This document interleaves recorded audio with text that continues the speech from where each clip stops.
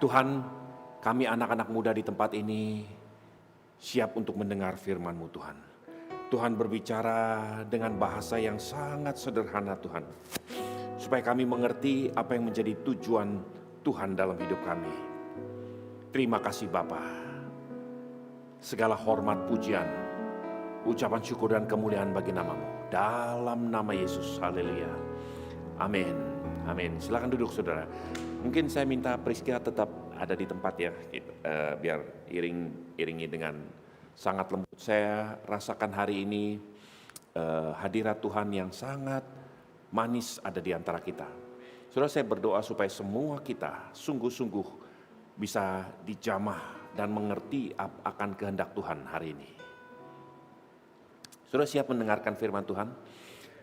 Siapa yang diberkati selama tahun 2025? Siapa yang punya masalah selama tahun 2025? Ada yang saudara mempunyai masalah? Amin, amin. Saya bersyukur saudara tetap sekalipun punya masalah, saudara merasa saudara diberkati Tuhan. Amin, amin. Saudara, kita akan lihat satu kebenaran firman Tuhan. Ada satu istilah dalam bahasa Prancis yang disebut déjà vu. Siapa yang pernah dengar kata ini, déjà vu? Siapa yang tahu artinya apa? Ada yang tahu artinya déjà vu? Seperti begini, kok rasa-rasanya saya pernah tahu ya? Kok rasa-rasanya saya pernah ada di situ? Saya pernah mengalami hal ini. Sudah pernah mengalami itu? Ada yang seperti, loh kok begini ya? Kok sepertinya saya udah pernah mengalami hal seperti ini dahulu. Nah saudaraku, saya ingin sampaikan, itu yang disebut déjà vu. Saudaraku, awal-awalnya saya berpikir, ini hanya angan-angan manusia, ini bisa-bisanya manusia. Menciptakan satu seperti nostalgia gitu ya. Tapi ketika saya belajar kebenaran firman Tuhan, saya mengerti bahwa ini pun dibuat oleh Tuhan. Saudaraku, saya ingin ajak saudara untuk melihat satu ayat sebelumnya. Lihat Yohanes 14. Perhatikan ayat yang ke-26. Tetapi penghibur, yaitu Roh Kudus yang akan diutus Bapa dalam namaku. Dialah yang akan mengajar segala sesuatu kepadamu. Dan akan mengingatkan kamu akan apa yang akan semua yang telah kukatakan kepadamu. Saudaraku, nanti kita akan lihat bahwa dalam banyak perkara Tuhan seringkali memberikan yang namanya déjà vu dalam kehidupan manusia. Supaya Tuhan mengingatkan kembali. Supaya Tuhan berbicara kembali, meneguhkan kembali apa yang Tuhan sudah perbuat dalam hidupmu. Nah, saya ingin ajak saudara untuk melihat bagaimana hal itu terjadi. Ya, lihat. Silakan, Lukas 5. Perhatikan ayat yang pertama sampai ayat yang ke-11. Lukas 5 ayat yang pertama sampai ayat yang ke-11, silakan. Lukas 5 ayat yang pertama sampai 11, demikian firman Tuhan. Pada suatu kali Yesus berdiri di pantai Danau Genesaret, sedang orang banyak mengerumuni dia hendak mendengarkan firman Allah. Ia melihat dua perahu di tepi pantai. Nelayan-nelayannya telah turun dan sedang membasuh jalannya. Ia naik ke dalam salah satu perahu itu, yaitu perahu Simon, dan menyuruh dia supaya menolakkan perahunya sedikit jauh dari pantai. Lalu ia duduk dan mengajar orang banyak dari atas perahu. Setelah selesai berbicara, ia berkata kepada Simon, "Bertolaklah ke tempat yang dalam dan tebarkanlah jalamu untuk menangkap ikan." Simon menjawab, "Guru, telah sepanjang malam kami bekerja keras dan kami tidak menangkap apa-apa. Tetapi karena Engkau menyuruhnya, aku akan menebarkan jala juga." Dan setelah mereka melakukannya, mereka menangkap sejumlah besar ikan sehingga jala mereka mulai terkoyak. Lalu mereka memberi isyarat kepada teman-temannya di perahu yang lain supaya mereka datang membantunya. Dan mereka itu datang, lalu mereka bersama-sama mengisi kedua perahu itu dengan ikan hingga hampir tenggelam. Ketika Simon Petrus melihat hal itu, ia pun tersungkur di depan Yesus dan berkata, "Tuhan, pergilah daripadaku, karena aku ini orang berdosa." Sebab ia dan semua orang yang bersama-sama dengan dia takjub oleh karena banyaknya ikan yang mereka tangkap. Demikian juga Yakobus dan Yohanes, anak-anak Zebedius yang menjadi teman Simon. Kata Yesus kepada Simon, "Jangan takut, mulai dari sekarang engkau akan menjala manusia." Dan sesudah mereka menghela perahu-perahu ke darat, mereka pun meninggalkan segala sesuatu lalu mengikut Yesus. Amin. Saudara, ini adalah perjumpaan pertama cinta mula-mula yang Tuhan berikan kepada murid-muridnya, terutama Simon Petrus. Pada waktu itu di tengah-tengah kegagalan, Petrus mencoba menangkap ikan sepanjang malam. Dia berusaha dengan keahliannya, dengan kemahirannya, dengan pengalamannya. Dia menangkap, tapi gagal total. Dalam keadaan yang sangat terpuruk, Tuhan hadir kepada dia. Dan Tuhan mulai berbicara hal sederhana sekali. Tuhan katakan gini, "Aku mau pakai salah satu perahumu." Kemudian Tuhan mulai mengajar. Setelah Tuhan mengajar, saya bersyukur. Tuhan nyatakan gini, Tuhan tidak pernah berhutang. Tuhan pakai perahu Petrus. Dan Tuhan berkepentingan untuk memberkati Petrus. Lalu Tuhan berkata, "Tebarkan jalamu." Petrus berkata gini, "Sepanjang malam kami menangkap ikan, tapi kami tidak dapat apa-apa. Tapi karena engkau mengatakannya, aku akan lakukan juga." Saudaraku, saya nggak tahu apa yang saudara sedang alami. Hari-hari ini, kalau saudara berada di titik nadir dalam hidupmu, biarkan tangan Tuhan bekerja. Biarkan hatimu siap untuk menerima lawatan Tuhan. Saudara, kita angkat lagu ini. Ketika ku berada dalam kesesakan. Saudara tahu lagu ini? Engkau mempertahankan hidupku ini. Dan tangan kananmu menyelamatkan aku. Yesus selalu menyelesaikan bagiku. Ku bersyukur buat kasih-Mu yang tak pernah berubah. Ku bersyukur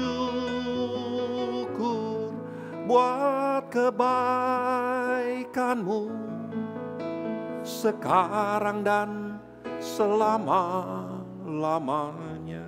Saudaraku, saya ingin ajak saudara untuk memperhatikan beberapa detail yang sangat penting untuk dilihat. Lukas 5 ayat yang pertama berkata begini, "Pada suatu kali Yesus berdiri di pantai Danau Genesaret." Danau Genesaret juga disebut sebagai Danau Tiberias, juga disebut sebagai Danau Galilea. Itu namanya nama-nama yang sebetulnya danau yang sama. Orang banyak mengerumuni dia hendak mendengarkan firman Allah. Ia melihat dua perahu di tepi pantai. Nelayan telah turun membasuh jalannya. Ia naik ke dalam salah satu perahu itu, yaitu perahu Simon. Saya akan berhenti sebentar. Ada dua perahu yang ada di tepi pantai. Dua-duanya bisa dipakai oleh Tuhan. Dua-duanya available untuk dijadikan sebagai mimbar untuk menyampaikan firman Tuhan. Tuhan tahu purpose-nya. Tuhan tahu tujuannya. Orang yang akan dijamah Tuhan, Tuhan tahu.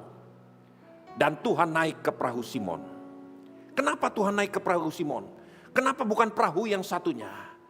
Karena God is our God. Our God is God with a purpose. It's the God with a purpose. Tuhan yang tahu tujuannya. Tuhan sengaja. Dan disengaja dituliskan oleh kitab Lukas. Ada dua perahu. Tapi Tuhan memilih untuk naik ke perahu Simon. Karena Tuhan ingin beracara dengan Simon Petrus ini. Lihat lebih jauh lagi. Lalu Tuhan berkata, "Bertolak ke tempat yang dalam, tebarkan jalamu untuk menangkap ikan." Saya lompat. Ketika Simon Petrus melihat hal itu, ia tersungkur di depan kaki Yesus, di depan Yesus dan berkata, "Tuhan, pergilah daripadaku, karena aku ini orang berdosa." Saudaraku, tanda di mana saudara itu sesungguhnya belum sungguh-sungguh memahami Tuhan. Ketika Tuhan beracara dalam hidupmu, justru engkau akan mengusir Tuhan daripadamu. Simon melihat betapa banyak ikan yang Tuhan berikan kepadanya. Dan dia berkata, Tuhan pergilah daripadaku, sebab aku orang berdosa. Saudaraku, ini pengalaman Simon Petrus. Lalu Tuhan berkata gini, jangan takut. Mulai dari sekarang, engkau akan menjala manusia. Tuhan memberikan new purpose kepada Petrus. Tuhan memberikan satu tujuan baru. Tujuan Tuhan di dalam hidup Petrus. Dan Tuhan katakan, engkau tidak akan lagi menjala ikan. Engkau akan menjala manusia bagiku mulai hari ini. Saudaraku, itu adalah kisah perjumpaan pertama Tuhan dengan Simon Petrus. Dengan murid-muridnya di Danau Genesaret, Danau Galilea, Danau Tiberias. Kemudian lama berlalu. Sesuatu timbul di dalam hati Petrus. Dia mulai sadar, this is my calling. Ini adalah tujuanku. Ini adalah panggilanku. This is my new career. Karirku yang baru. Aku bukan lagi nelayan. Aku adalah rasul. Aku adalah orang yang dipilih Tuhan untuk melayani Tuhan. Sekarang aku akan menjadi pribadi yang dipakai Tuhan. Tuhan akan bergerak dalam hidupku. Petrus mengalami sesuatu yang berubah dalam hatinya. Dia melihat tangan Tuhan bekerja luar biasa. Dia menuntun, tangan Tuhan menuntun hidup Petrus. Dengan mata kepalanya, lidahnya mencicipi mujizat-mujizat yang Tuhan buat tiap-tiap hari.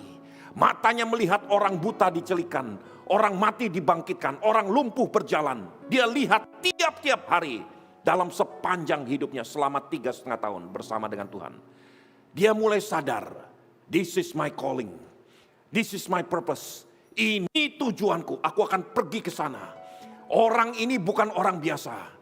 Ini bukan cuma sekedar anak tukang kayu dari Nazaret. Ini orang luar biasa. Dia akan memimpin Israel. Dia akan menghancurkan orang-orang Romawi, tentara Romawi.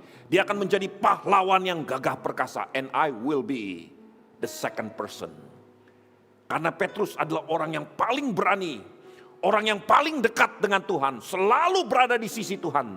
Bahkan dia dianggap sebagai ring satu daripada Tuhan. Ada 12 murid. Tapi kemana-mana Tuhan pergi. Kadang-kadang Tuhan hanya membawa 3 murid. Petrus, Yakobus, dan Yohanes. Petrus selalu tampil paling depan. Dia makin pede, dia makin percaya diri, makin sadar Tuhan akan beracara dalam hidupku. Pribadi ini pribadi yang luar biasa. Roh Tuhan bekerja luar biasa dalam hidupnya. Inilah yang mungkin dinubuatkan oleh Musa, oleh Yeremia, oleh semua nabi-nabi di Israel.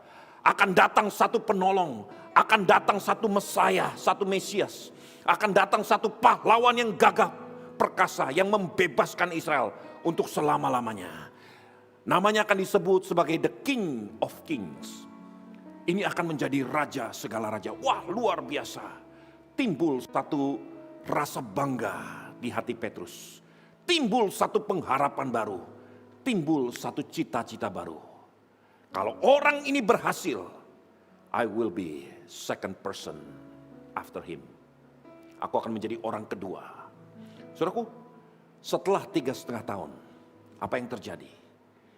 Yesus disalibkan, dicaci maki, dicerca, dilucuti, dihabisi nyawanya, disangkali, semua orang kocar kacir. Petrus berada dalam satu fase yang bingung, tidak menentu, tidak tahu arti tujuannya. Semua cita-citanya, semua yang sudah ditinggalkan sedemikian lama, sudah dikuburkan. Semua cita-cita baru yang dia bangun, tiba-tiba hancur. Dia tidak lagi melihat ada masa depan baginya. Bahkan bagi gurunya sendiri, bagi Tuhannya, yang tiap-tiap hari dia harapkan. Yang tiap-tiap hari dia pikirkan akan menjadi orang nomor 1 di Israel. Tiba-tiba dilucuti, tidak berdaya. Tidaklah mampu melakukan apa-apa. Bahkan dibunuh mati. Setelah semua itu berlalu, Petrus menjadi pribadi yang desperate, hancur total, tidak punya harapan.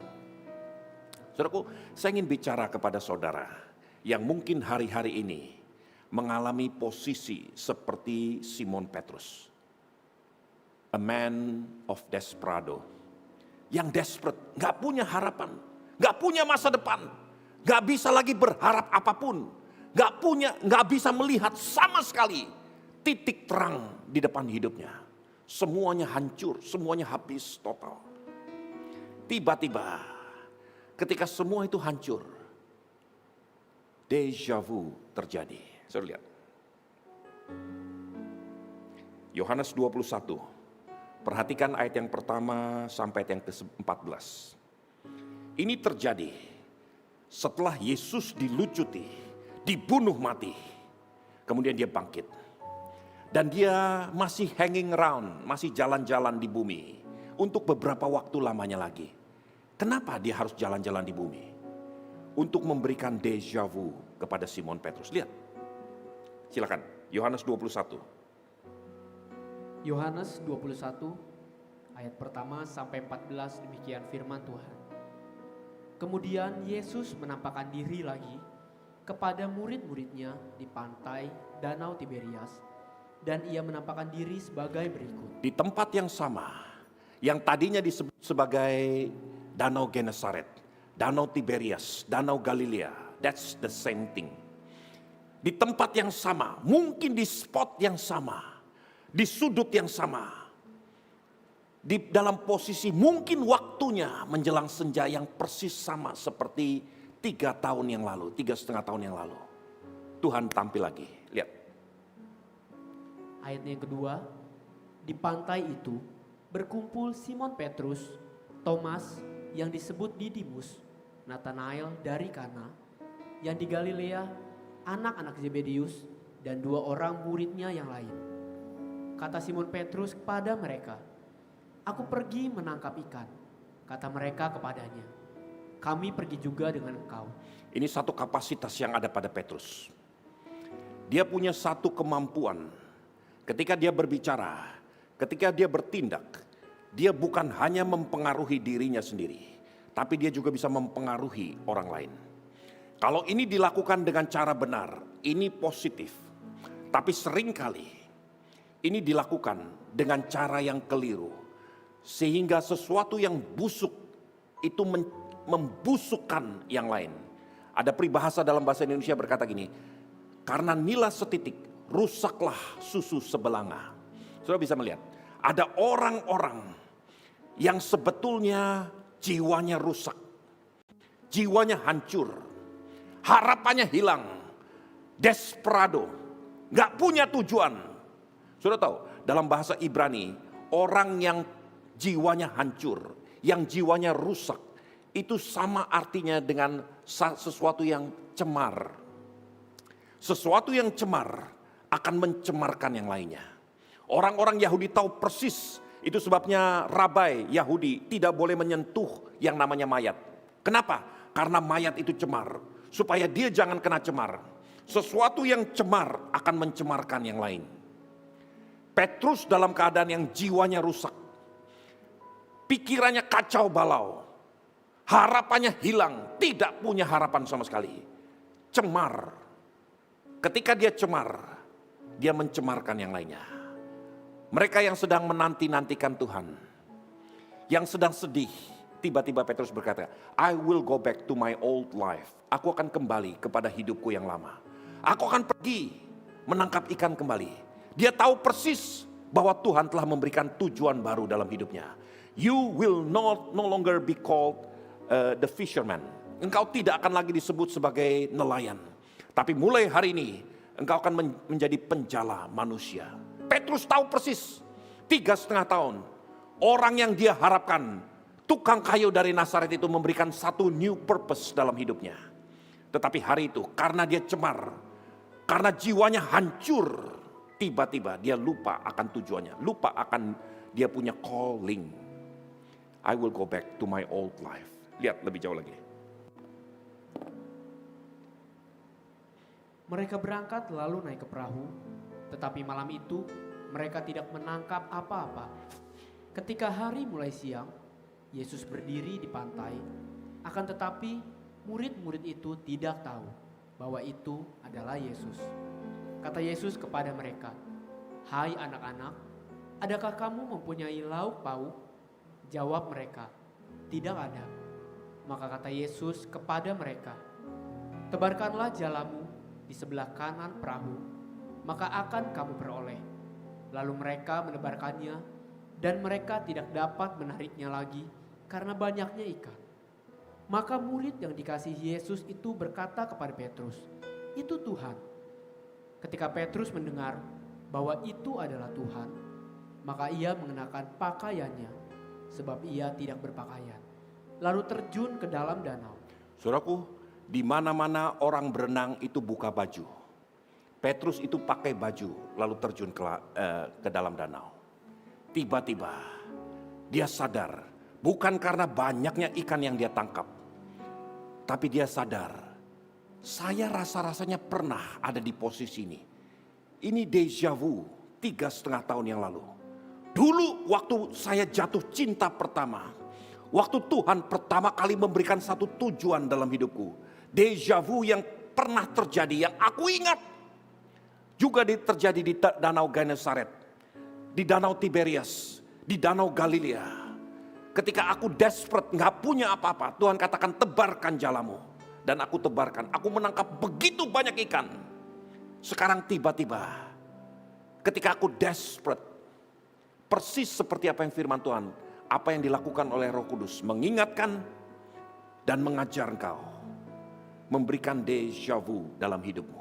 Supaya kau ingat, Tuhan sedang berperkara. Dulu Tuhan berperkara. Sekarang Tuhan putar balik kembali. Seperti matahari dipaksa berputar kembali. Sejarah dipaksa untuk mengulanginya. Supaya apa? Supaya kita ingat. Tuhan yang dahulu lakukan, Tuhan juga akan lakukan sekarang. Tuhan lakukan hari itu. Ku bersyukur buat kasih-Mu yang tak pernah berubah. Amin. Ku bersyukur buat kebaikan-Mu sekarang dan selama-lamanya. Saudaraku, pada waktu itu Petrus tidak berani berkata apa-apa lagi. Lihat lebih jauh lagi. Ayatnya yang ke-8, murid-murid yang lain datang dengan perahu karena mereka tidak jauh dari darat. Hanya kira-kira 200 hasta saja, dan mereka menghela jala yang penuh ikan itu. Ketika mereka tiba di darat, mereka melihat api arang dan di atasnya ikan dan roti. Kata Yesus kepada mereka, bawalah seberapa ikan yang baru kamu tangkap itu. Simon Petrus naik ke perahu, lalu menghela jala itu ke darat, penuh ikan-ikan besar, 153 ekor banyaknya. Dan sungguh pun sebanyak itu, jala itu tidak koyak. Saudaraku, pada waktu saya lupa tahun berapa, saya berada di Israel dan tour guide yang menuntun kami, dia berkata begini, semua bagi orang-orang Yahudi, semua numerical value itu mempunyai semua alfabet itu punya numerical value. Jadi apapun kata-kata itu ada angka-angka di belakangnya. Saudaraku, pada kali yang kedua, sampai jumlah ikannya pun ditulis di dalam Alkitab. Apakah mereka kengangguran dihitung satu persatu sampai 153 ekor ikan. Pada kali yang pertama tidak disebutkan berapa banyak ikan.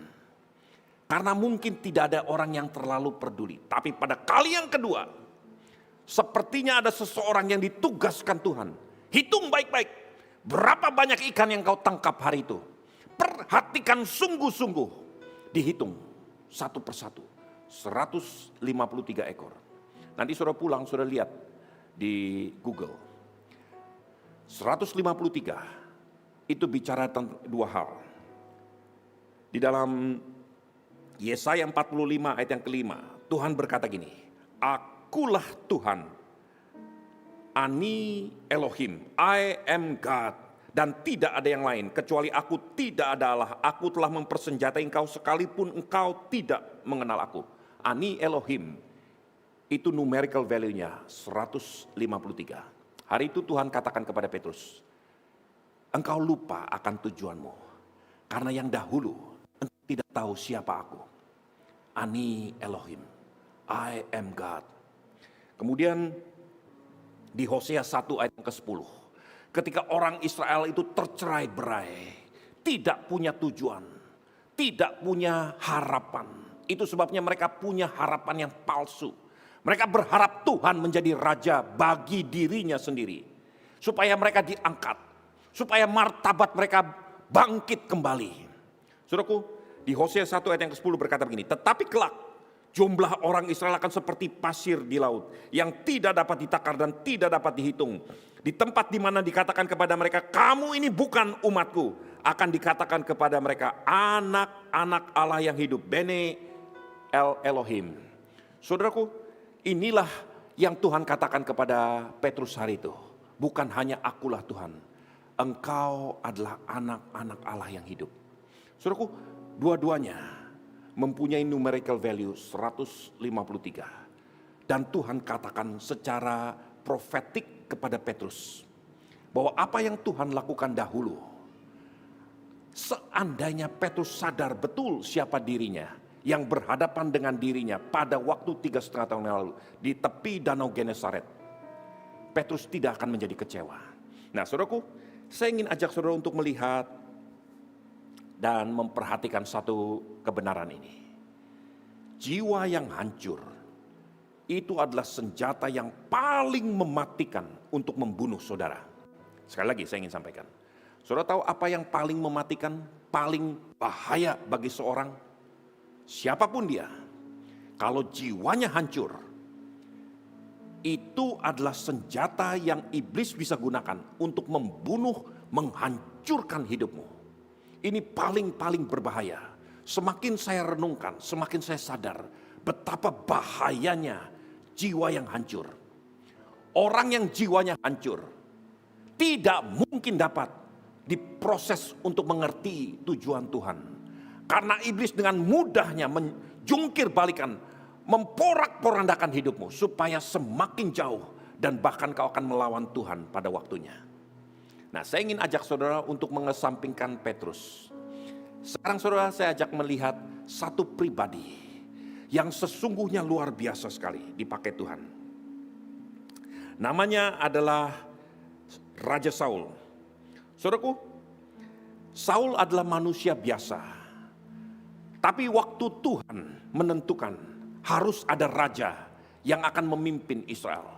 Dari seluruh bangsa Israel, dari 12 suku yang ada, dari semua orang-orang hebat yang ada di Israel, mata Tuhan tertuju kepada satu pribadi, yaitu dari suku Benyamin, namanya Saul. Saudaraku, pada waktu Saul ditentukan untuk dipakai Tuhan, Tuhan beracara luar biasa dalam hidupnya. Tetapi kemudian di 2 Samuel, ketika Saul hancur, Daud adalah orang yang meratapi kematian Saul. Lihat, di 2 Samuel 1 ayat ke-19, Daud berkata begini. Coba silakan, 2 Samuel 1 ayat yang ke-19. 2 Samuel 1 ayat yang ke-19, demikian firman Tuhan. Kepermayanmu, hai Israel, mati terbunuh di bukit-bukitmu. Betapa gugur para pahlawan. Saudaraku, Daud sedang menangisi 2 pribadi, Saul dan anaknya Yonatan. Dia bahkan berkata begini, kepermainan Israel itu hancur karena pahlawan-pahlawannya telah gugur, yaitu Saul dan Yonatan. Betapa di mata Daud sekalipun Saul itu adalah orang yang luar biasa. Karena diurapi Tuhan, dipakai, dipilih Tuhan. Tetapi hancur total karena jiwanya rusak. Nah saudaraku, saya ingin ajak saudara untuk memperhatikan pelan-pelan bagaimana Tuhan beracara dalam hidup orang ini. Saudaraku, di 1 Samuel 10, nanti saudara pulang, saudara baca keseluruhan dari 1 Samuel 10. Di 1 Samuel 10, Tuhan berkata kepada Saul, waktu dia mencari keledai yang hilang, dia sampai kepada rumah Samuel. Lalu Samuel bilang, udah gak usah pedulikan keledai itu. Keledai itu sudah ditemukan. Tapi aku ingin sampaikan sesuatu yang Tuhan sampaikan kepadaku tentang engkau. Akan terjadi begini, begini, dan begini. Lalu engkau akan pergi ke Gilgal dan akan begini, begini, dan begini. Engkau harus menunggu 7 hari sampai aku datang dan aku akan memberi perintah kepadamu apa yang harus engkau lakukan next. Semuanya diuraikan. Kemudian Samuel berkata begini, lihat 1 Samuel 10 ayat yang ke-7. 1 Samuel 10 ayat yang ke-7, demikian firman Tuhan. Apabila tanda-tanda ini terjadi kepadamu, lakukanlah apa saja yang dapat oleh tanganmu, sebab Allah menyertai engkau. Saudara tahu, ini adalah satu pernyataan yang luar biasa. Ini seperti blank check yang Tuhan berikan kepada seorang manusia. Tuhan katakan gini, apa yang aku nubuatkan melalui Samuel, kalau ini terjadi, engkau ingat, do whatever you want to do. Lakukan apapun yang engkau kehendaki. Apapun yang disentuh oleh tanganmu akan berhasil. Kenapa? Karena Tuhan menyertaimu. Gak pernah saya melihat satu manusia diberikan satu pernyataan Tuhan seperti yang Tuhan katakan kepada Saul. Apapun yang disentuh tanganmu akan berhasil. Karena Tuhan menyertaimu. Betapa luar biasanya orang ini di hadapan Tuhan. Sudah tahu, sejak hari itu, apapun yang disentuh oleh Saul justru gagal, justru hancur, berantakan semuanya. Tidak ada satupun yang berhasil. Satu kali ketika Saul sedang beradu pendapat dengan Samuel, tanpa dia sadar, dia ingin menjamah jubah daripada Samuel. Jubah itu hancur, jubah itu terkoyak. Padahal dia bukan mengoyakkan jubah Samuel, dia hanya memegang jubah Samuel. Jubah orang-orang Yahudi itu seperti karung goni, tebalnya begitu. Dipegang oleh Saul, tiba-tiba hancur, tiba-tiba terkoyak. Lalu Samuel bernubuat, demikianlah akan terjadi, kerajaanmu akan terkoyak, akan hancur total. Seperti jubahku yang sudah terkoyak di tanganmu.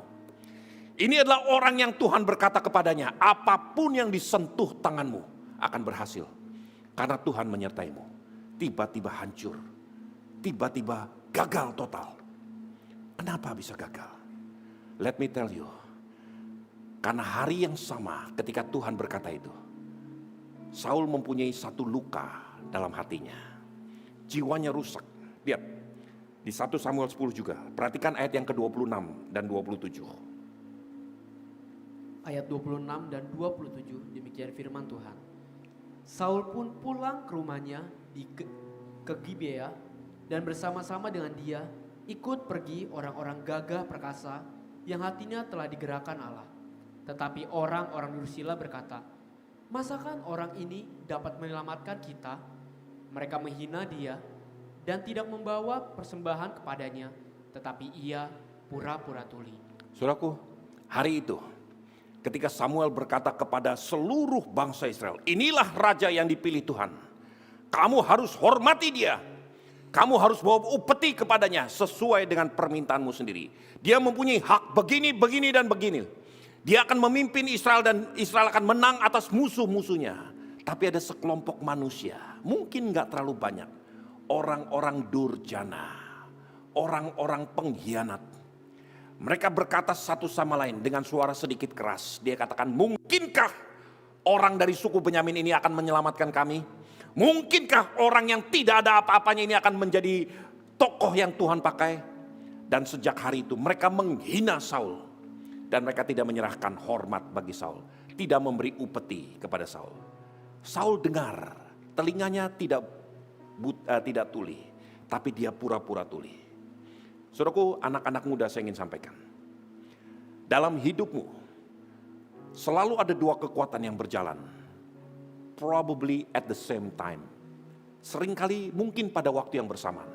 Di satu pihak Tuhan berkata kepadamu. Di pihak lain ada perkara-perkara sesuatu yang terjadi sehingga jiwamu rusak. It's up to you. Itu your choice. Saudara akan ikuti perkataan Tuhan atau perkataan orang-orang durjana. Engkau akan lihat cara Tuhan bekerja dalam hidupmu, atau engkau biarkan hidupmu diporak-porandakan, dihancurkan jiwamu oleh tindakan orang-orang durjana. Saul pura-pura tuli.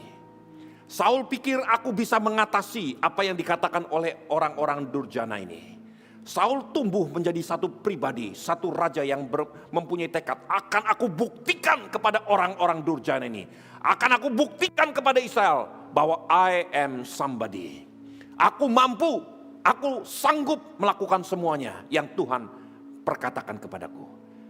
Kedengarannya baik, kedengarannya it's good, sounds healthy.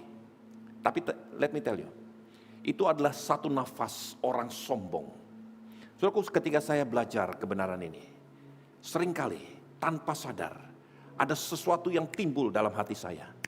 Tuhan, aku akan buktikan kepada orang lain. Ada banyak hamba-hamba Tuhan kecewa. Setelah kecewa, dia keluar. Aku akan buktikan, aku bisa berhasil. Aku bisa lakukan seperti ini. Aku juga mampu lakukan seperti itu. Ada orang yang bekerja karena kecewa dengan atasannya, keluar dan berkata kepada hatinya sendiri, aku akan buktikan, aku bisa lebih berhasil daripada bosku. Saudaraku, let me tell you, itu adalah nafas orang sombong. Nafas hati yang terluka. Orang yang terluka itu sama dengan orang yang cemar. Di dalam Wahyu 8 ada satu bintang yang dicampakkan ke bawah. Bintang itu bernama Absintus. Dan kemanapun bintang itu jatuh, di tempat-tempat mata-mata air, mata air di situ menjadi pahit.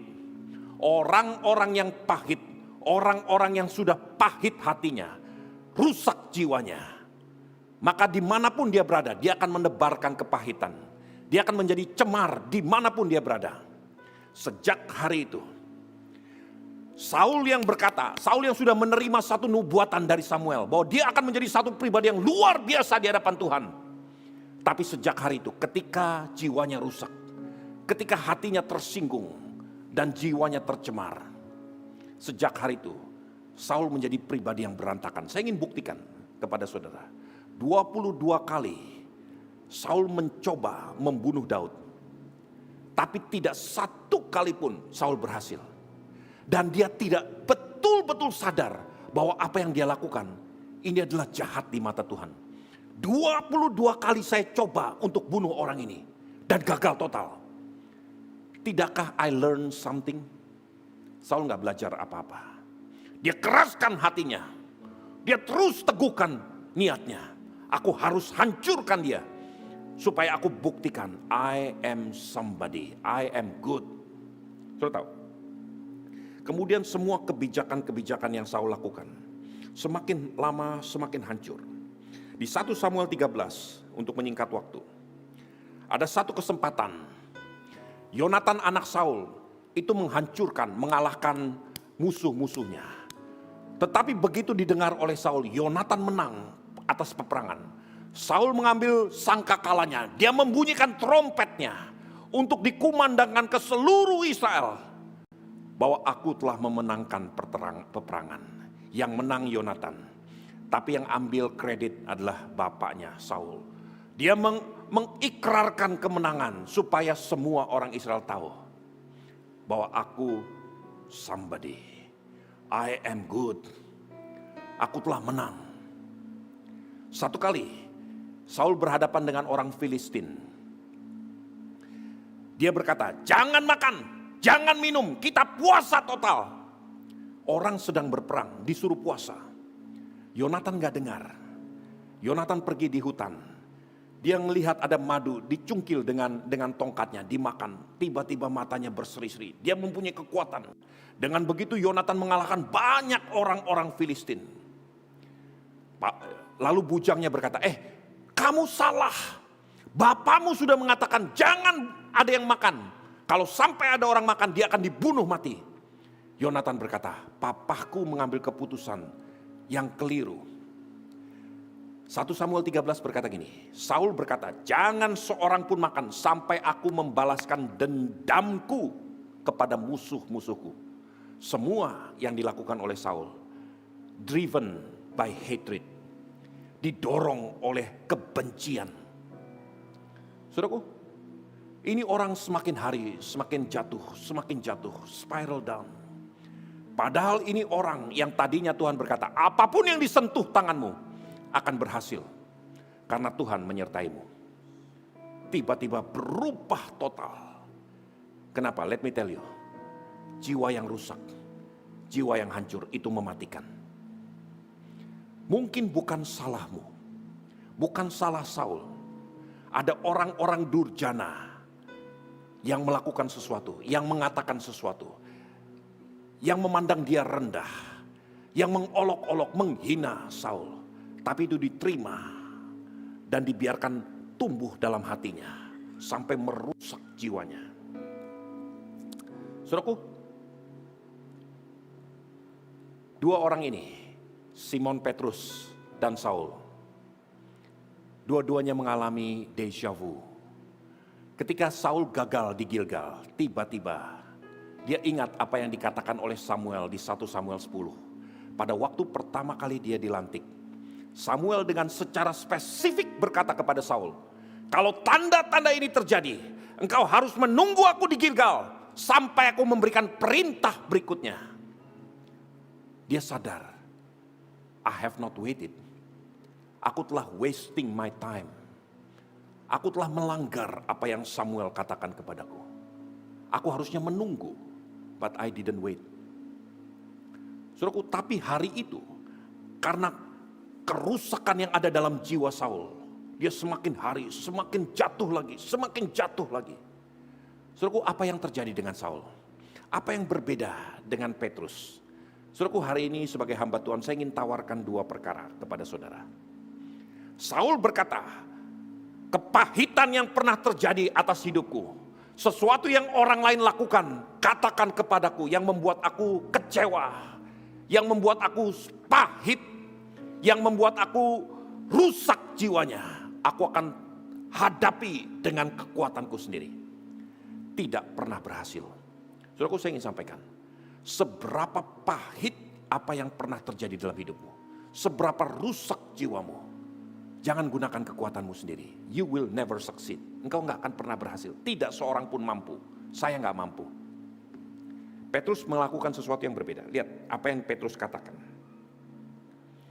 Ini surat yang Petrus sendiri tuliskan ketika dia pada usia tuanya. 1 Petrus 5 ayat yang ke-7. Dia berkata gini. Silakan.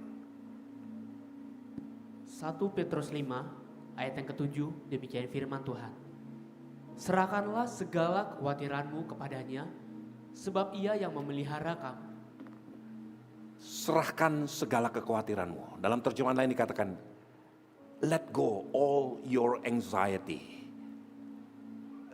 your brokenness, sesuatu yang membuat engkau hancur, membuat engkau rusak, kekhawatiran, kecemasan. Saudaraku, semua kita, kalau boleh saya jujur, semua kita di tempat ini termasuk saya, pernah mengalami kekecewaan. Mungkin levelnya beda-beda. Tapi ingat apa yang terjadi. Sebelum semuanya itu terjadi, secara spesifik, kitab Lukas, Injil Lukas berkata gini, ada 2 perahu di danau Tiberias. Dan Tuhan memilih perahu Simon Petrus. Apa yang sebetulnya Tuhan ingin sampaikan? Saudaraku, ini mungkin kedengarannya gak enak. Tapi saya ingin sampaikan. Tuhan tahu apa yang akan terjadi bagi saudara di waktu yang akan datang. Tuhan tahu apa yang akan terjadi bagi Petrus di masa-masa yang akan datang. Tuhan memilih untuk naik ke perahu Petrus. Supaya di perahu itu Tuhan berperkara. Tuhan memberikan satu nostalgia kepada Petrus. Kemudian di Yohanes, ketika Tuhan sudah dibunuh mati dan bangkit kembali, Tuhan merasa perlu untuk kembali ke danau Genesaret. Untuk bertemu dengan Petrus. Dan melakukan hal yang persis sama. Kali ini ditambahkan. Yang ditangkap 153 ekor ikan. I am God. And you are the sons of the living God. Itu yang Tuhan katakan kepada Petrus. Tuhan ingin memberikan satu pengalaman déjà vu kepada Petrus. Aku tidak meninggalkan kau. Aku tetap ada di situ. Saudaraku, beberapa hari yang lalu saya mendengar, nanti saudara bisa cari sendiri. Saya juga ada rekamannya, saya kalau saudara mau saya kasih kepada saudara. Saudara pernah mendengar nama seorang pengkhotbah namanya Joyce Meyer, seorang wanita. Dia seorang gembala sidang, dipakai Tuhan luar biasa, terutama dalam area luka batin. Satu kali di hadapan jemaatnya, Joyce Meyer berkata gini, kadang-kadang saya iri kepada anak-anak perempuan yang bisa gelendotan dengan papahnya, yang bisa dipangku oleh papahnya, bisa minum kopi dan cerita tentang kekhawatirannya kepada papahnya. It never happened to me. Dia bilang, tidak pernah terjadi denganku. Kenapa? Karena papahku memperkosa aku. Sampai umur 18 tahun, 200 kali lebih Joyce Meyer diperkosa oleh papahnya sendiri. Ini yang bersaksi, dia sendiri yang bersaksi di hadapan jemaatnya. Saya ada rekamannya, nanti kalau sudah mau tahu, saya kasih rekamannya kepada saudara. 200 lebih. Tiap minggu, kadang-kadang 1 kali, kadang-kadang 2-3 kali dalam 1 minggu. Dia diperkosa, ditiduri oleh papahnya. Laki-laki yang seharusnya menjadi orang yang paling bertanggung jawab, paling memberikan perlindungan kepada dirinya, justru menghancurkan masa depannya. Dia berdoa, Tuhan cabut nyawa papahku. Tidak terjadi. Tuhan cabut nyawa mamahku karena mama tahu dan mama berdiam diri. Tidak terjadi. Tuhan minimal buat papaku berhenti melakukan itu. Tidak terjadi. Terus menerus. Luka. Saudaraku, saya ingin sampaikan. Ini perkataan Joyce Meyer sendiri. Dia berkali-kali berkata gini, I wish it never happened to me. I wish it never happened to me. Aku harap ini tidak pernah terjadi bagiku. Sampai 1 kali Tuhan berkata, stop talking like that. Berhenti bicara seperti itu. Dia bertanya, kenapa Tuhan? Apa salah aku mempunyai wishful thinking? Tuhan gak bicara apa-apa. Tuhan katakan stop, jangan berkata begitu lagi. Sekarang dia menjadi hamba Tuhan. Dan dia berkata gini, ini kedengarannya gila, dia katakan kepada jemaatnya. Tapi saya ingin sampaikan, kalau saya tidak pernah mengalami apa yang saya alami, saya tidak akan menjadi pribadi seperti hari ini. Karena saya mengalami itu, saya bisa berani bicara kepada orang-orang dengan wajah yang sangat sederhana. Kalau sesuatu bisa terjadi dalam hidupku, kalau Tuhan bisa pulihkan saya, Tuhan bisa pulihkan hidupmu. Saudaraku, Tuhan pakai orang ini. Seperti yang namanya Hosea di dalam Alkitab. Dia harus menikahi seorang perempuan sundal. Karena Tuhan ingin menunjukkan kepada Israel. Bagaimana Israel yang sudah bersundal terus diterima oleh Tuhan. Kadang-kadang sebagai hamba-hamba Tuhan. Saya ingin sampaikan kepada saudara. Ada orang-orang yang merasa kehancuran yang dia alami itu betul-betul menyakitkan. Luka di dalam jiwanya. Sekarang saudara punya pilihan. Dengan kekuatanmu engkau akan pasti hancur seperti Saul. I am somebody, aku akan buktikan aku mampu. Aku akan buktikan aku sanggup. Dia tidak sanggup. Atau nasihat Petrus, dia katakan serahkan kekhawatiranmu kepada Tuhan. Give up all your anxiety, your brokenness kepada Tuhan. Karena Allahmu tahu, justru hati yang hancur tidak pernah dipandang hina oleh Tuhan. Tuhan bisa memulihkan kembali. Saudaraku, saya ingin sampaikan.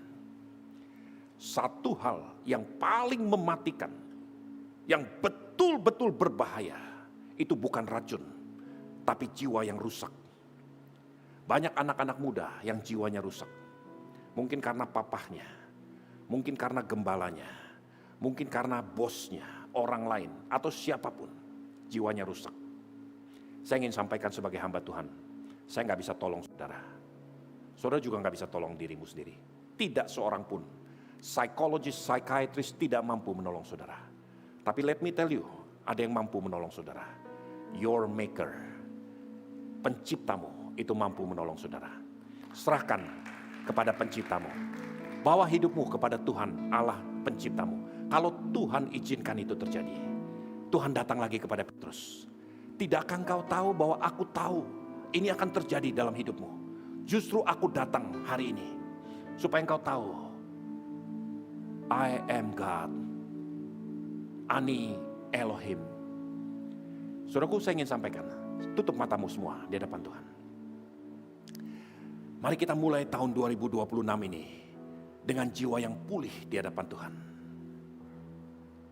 Serahkan kekhawatiranmu, serahkan kehancuranmu ke dalam tangan Tuhan. Biarkan Tuhan Allahmu yang membalut jiwamu. Dia tahu apa yang pernah terjadi. Gak usah ditutup-tutupi. It happened. Acknowledge bahwa ini terjadi. Tapi Tuhan Allahmu tidak pernah membiarkan kau berjalan sendirian. Saya ingin berdoa buat saudara. Semua mata ditutup. Antara engkau dengan Allahmu. Ku tak dapat jalan sendiri, Tuhan tolong padaku. Biarlah sinarmu menerangiku, sebab ku tak dapat jalan sendiri. Semua mata tertutup. Saudaraku, sebagai hamba Tuhan, mungkin hari ini adalah deja vu yang Tuhan rancangkan bagi hidupmu. Engkau melihat kehancuran yang pernah terjadi, kekecewaan yang pernah dilakukan manusia kepada hidupmu. Sesuatu yang noda yang diberikan manusia melukai jiwamu sampai jiwamu hancur. Saya ingin berdoa buat saudara. Semua mata tertutup. Kalau itu engkau acknowledge, katakan, Tuhan, aku luka. Aku pikir aku bisa selesaikan dengan kekuatanku sendiri. Angkat tanganmu di hadapan Tuhan.